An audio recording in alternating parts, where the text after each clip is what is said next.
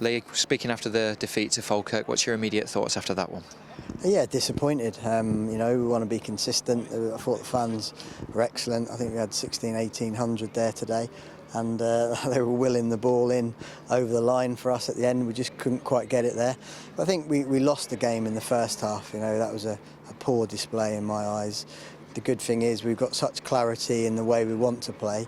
It's very easy for myself and my staff to determine why it was poor, what was wrong about it. But I think, with the beauty of having 5 subs, it gives you that opportunity to say, look, lads, if you're mediocre, it's not enough, and we'll just change it. And obviously we had to at half-time, and each player had a different set of circumstances, obviously, going into it. But, I thought second half was very good.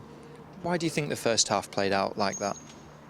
I think it can be a number of reasons. It can be a psychological thing, like maybe a little bit of complacency or players being too relaxed. It's definitely a cohesion thing. I think in terms of some of those lads hadn't played with each other before. We didn't start well. They started very well. They were bright and they were busy and they out-enthused us, which is disappointing for me to say, but it is a reality.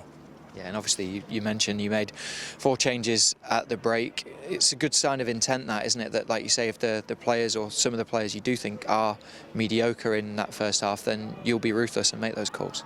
Yeah, and I think you have to, because we've got to win football matches, and for us to be successful, we've got to play the numbers game, and that sometimes human beings have off days. Sometimes the opposition disrupt what you're trying to do, and it was probably a bit of both today in the first half. But I think we've got a decent squad in terms of being able to change these things from the bench. And like I say, I'm learning all the time about the individuals, about the club, about the level. And I'd rather make that mistake in this game, knowing that we're still in the competition, than sort of 3-4 games into the season. Absolutely, and in that second half there were positive signs, creating lots of chances, hit the woodwork numerous occasions and had a few penalty appeals turned down. Yeah, and I think that it was more about the attitude and the intent to go and fill the box, to go and be dangerous, to play forward, to run forward, to deliver crosses. Our quality still wasn't on point. It was still a bit loose. We got into some great areas, and that's where you need the quality.